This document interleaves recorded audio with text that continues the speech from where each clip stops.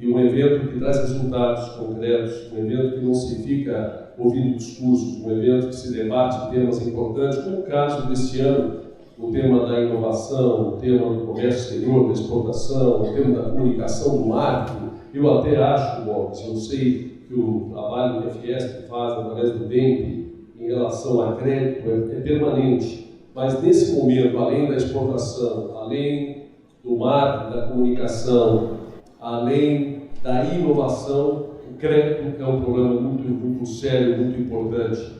Aqui tem representantes da Caixa Econômica, do Banco do Brasil, do Bradesco, enfim, nós temos que estimular mais ainda essas parcerias com as instituições financeiras, abrindo crédito à micro e pequena empresa. O BNDES, agora com a mudança que teve na sua presidência, tão logo a poeira assente, mais uns dias, talvez uma semana, duas, nós temos que fazer uma reunião com o BNDES para estimular o cartão BNDES, aquelas faixas para a micro e pequena empresa que são tão importantes, porque nesse momento é isso, é busca de comércio exterior, é importante, inovação, que faz a diferença, o marketing, vender a imagem do produto, busca de novos mercados, com criatividade e crédito é fundamental. Não adianta nós ficarmos aí curtindo dificuldades, curtindo crise, não tem dúvida que o país passou e está passando momentos bem delicados, mas o Brasil é maior que tudo isso. O Brasil é maior que qualquer governo, os governos passam. O país, o Estado é diferente. E o que nós acreditamos, e o que o mundo inteiro acredita, é no Brasil, não são nos governos. O Brasil é que tem um crédito. E esse crédito no Brasil, ele é muito grande. Tanto é que eu tenho recebido muitos grupos internacionais esperando apenas o mínimo de equilíbrio, o mínimo de calma no cenário político brasileiro para investir no Brasil. Assim como também investidores brasileiros. Então, eu tenho muita crença que, passando essa tempestade de crise política, de crise de moral, passando essa tempestade, esse desequilíbrio que de repente aconteceu no Brasil, nós vamos ter uma retomada dos investimentos, retomada do consumo, e com o investimento e com o consumo vem um crescimento. Nós somos radicais contra qualquer tipo de aumento de impostos. Nós não somos radicais contra o aumento de imposto porque a gente é radical. A gente é radical contra o aumento de imposto porque já se arrecada 2 trilhões de reais por ano de impostos. Porque os impostos que são recolhidos são mal aplicados. Porque os serviços públicos são ruins. Porque há desperdícios, uma coisa incrível. Bilhões foram investidos pelo governo federal nos últimos anos numa empresa teste, num projeto químico em Pernambuco. Se perguntar o que tem a ver isso com os objetivos do governo federal? Nada. Mas está lá, tudo parado, mas enterrado 3, 4, 5 bilhões de reais. Isso é sinal de sobra de caixa. Quando o dinheiro é curto, não se faz besteira. Na verdade, com esse excesso de impostos que existem, acaba tendo excesso de desperdício, excesso de má gestão, excesso de descontrole. Por essa razão, nós não abrimos mão de não haver aumento de impostos. Para acertar, para se fazer o ajuste fiscal, para se promover o ajuste fiscal, a gente tem lido nos jornais que o buraco, o rombo, que iniciou em 96 bilhões, virou 110, 120, 130, 140, 150, 170, já estou falando 200, ninguém sabe o número, não se consegue nem calcular. Mas, na realidade, dá para calcular sim. Eu até acredito que o número verdadeiro aí vai estar em torno de 140, 150, por aí. Vai falar, bom, então vai precisar aumentar imposto. Não vai precisar aumentar imposto. Tem que reduzir gasto, tem que reduzir desperdício, tem que reduzir a despesa, tem que fazer como todos nós fazemos na nossa vida privada, na nossa vida empresarial, como toda dona de casa faz. Quando aperta, tem que reduzir o gasto, tem que enquadrar a despesa, as receitas, e fazer e dar um passo dentro da possibilidade da perna de cada um. É isso que o governo tem que fazer. Fiquei muito feliz hoje ao abrir o jornal e vi a manchete, o Meirelles dizendo que o foco é o corte de gastos, até que enfim. O foco é o corte de gastos. Há uns 15 dias, num pronunciamento dele, ele falou alguma coisa que talvez, pode ser que precisaria um imposto provisório. Eu acordei no dia seguinte e falei, vou pôr um pato lá na frente do Ministério da Justiça, não, Ministério da Fazenda. Mas depois me aconselharam, um pouquinho mais de paciência, vamos aguardar um pouquinho mais, e foi bom aqueles que me aconselharam a aguardar um pouco mais, porque naturalmente hoje houve uma mudança de postura e o foco está nos gastos, em reduzir gastos.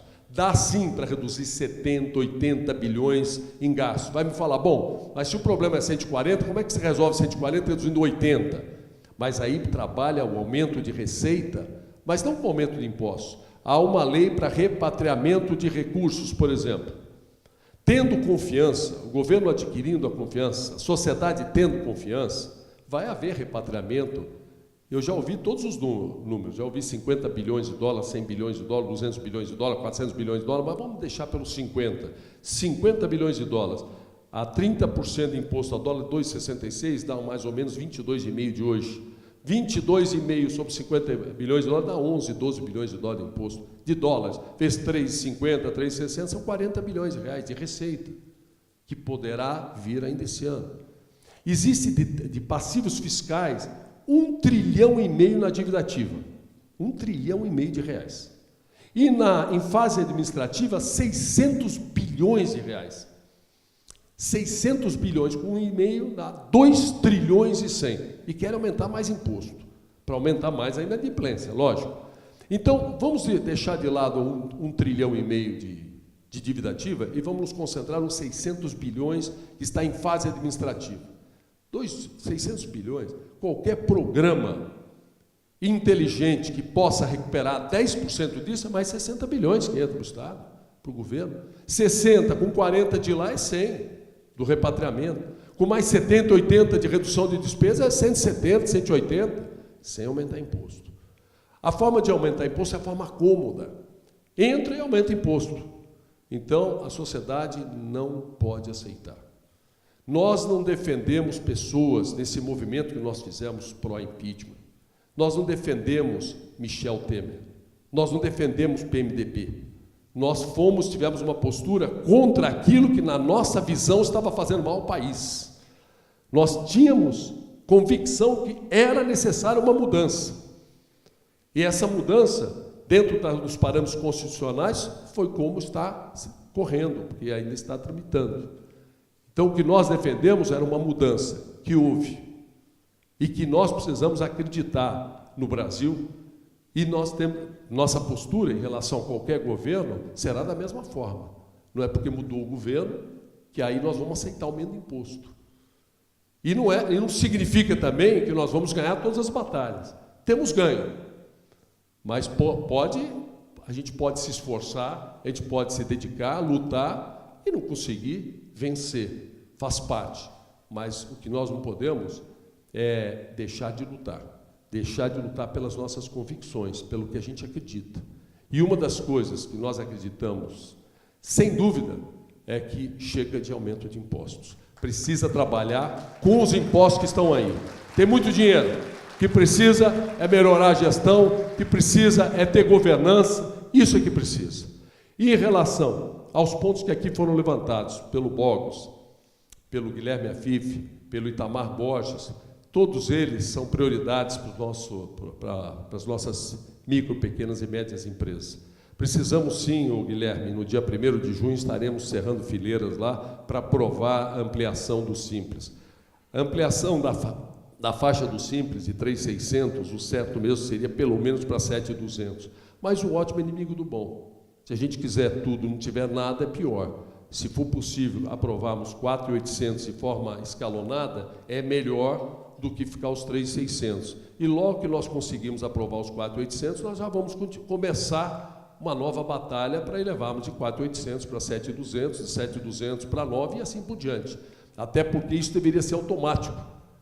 A inflação ano passado foi 11,5%. Então, a simples atualização dessas faixas, o que nós estamos pedindo não é nenhum favorecimento, não. É apenas uma atualização. Assim como as outras questões que foram aqui levantadas, que não vou ser repetitivo, todas elas muito importantes, e nós estaremos presentes, onde for necessário. seja na Câmara dos Deputados, no Senado Federal, enfim, em cima do Congresso Nacional, para que se consiga aprovar tudo aquilo que seja bom para aqueles que produzem, aqueles que trabalham, para aquelas milhões de empresas de pequeno porte, microempresas, para os MEIs, microempreendedores individuais, que são milhões também, é gente que quer trabalhar, é gente que constrói o país. O país é construído pelas pessoas, pelo suor de cada um. País nenhum se constrói por governos. Governos atrapalhando pouco já está bom. O governo deveria se preocupar em melhorar a qualidade do seu trabalho, do seu serviço, que é muito ruim, e não atrapalhar a sociedade no seu dia a dia, com burocracia, com mais impostos, com dificuldades tremendas. Um país se constrói, uma nação se constrói pelo suor do seu povo. E as pessoas que constroem um país, parte delas estão aqui. As pessoas que constroem o Brasil.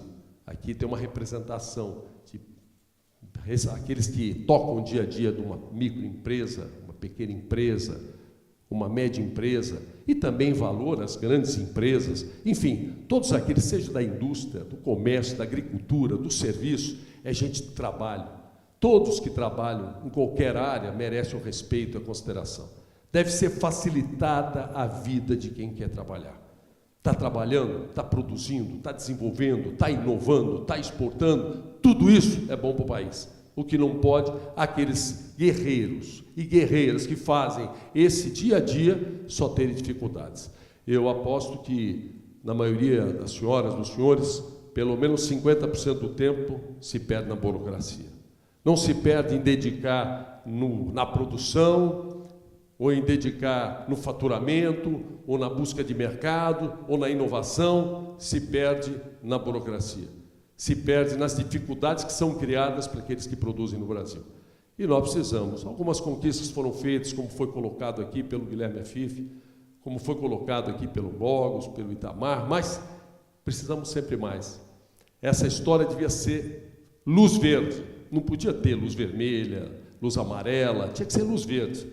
Quer produzir? Joga um tapete vermelho. Melhor vermelho não, vou mudar uma cor para ter uma outra cor de tapete, qualquer cor que não seja vermelho, joga e abre caminho e abre as portas para as pessoas caminharem.